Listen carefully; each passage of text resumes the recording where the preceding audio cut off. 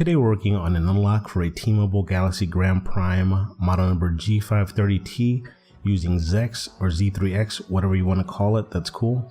This does require a valid account with at least 10 credits. First thing you need to do is go into developer options. I'm going to assume you already know how to enable this. Once there, enable USB debugging, and as a precaution, enable OEM unlock. This hurts nothing and can save you a lot of headaches should something go wrong with the rooting process. Unlike the T-Mobile S7s and S8s I've done in the past, this phone does require root. I don't provide root links, but I will mention that for this phone, I got it from Chainfire Autoroot. When you get to their site, it's going to tell you that it's basically obsolete, and it'll provide a link to firmware.mobi, which is also a great site. I recommend you download the boot and recovery TR from there for your specific firmware version, but do not use the root image they provide because it doesn't work. At least not for me, which has happened on several older phones, and I end up going back to Chainfire Autoroot, downloading their root package, and it works perfectly. Just a note, if you do use a root image from firmware.mobi and screw stuff up and you get a message on your phone saying you need to do a full flash, you may be able to get away with just flashing the recovery and boot TR that was previously mentioned, and you should be back at square one. From there, just flash the Autoroot package from Chainfire and you should be good to go. Since you're now rooted, I'm going to assume you've already enabled USB debug, OEM unlock, have ZX open with your model selected, and are on the unlock tab. Now plug in your phone and import ADB, click the drop down menu.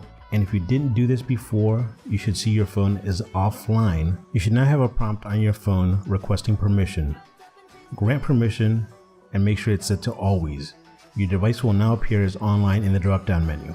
Select it, now go over to the Unlock TMB via Server button and click it. Once your account credentials have been verified, a window will pop up showing you the amount of credits you have available and the amount of credits it's going to consume to complete the operation. Click yes to continue. Your phone's information will now be read and displayed in the UI. Then it's going to check to see if you have root, aka super user. You go to the phone, grant permission, then you should see true displayed on the ZX UI. And for the next couple of minutes, your phone will reboot a few times and boot into modes you've probably never seen before. Don't panic or disconnect the phone, it's normal, just let it do its thing.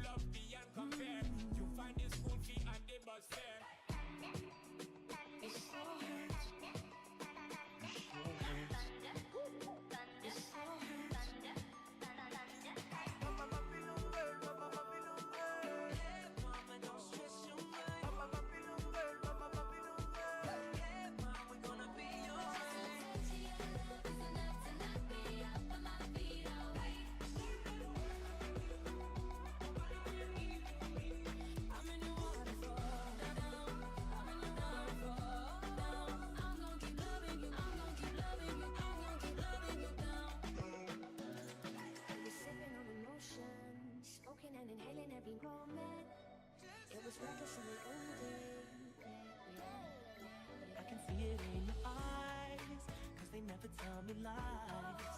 I can feel that body shake and the heat between your legs. Here we go down, then we go down together. They'll say you could do anything, they'll say that I was clever. Monday to Sunday, it's never too late, so everyone say we don't wanna stop.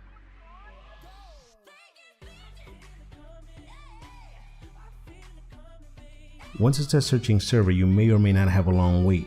With this model, it took almost 8 minutes, but with the S7s and S8s I've done in the past, it's been much shorter. I don't know if it's server issues or because it's normal with this model, as I've only done the one because nobody wants to pay much to unlock this phone. Just for the sake of time, the searching server part has been sped up.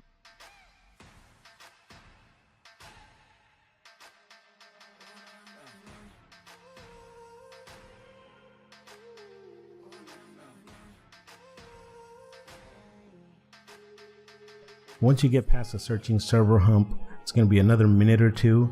It's going to repeat a bunch of the process it did previously and finally display that the phone has been unlocked.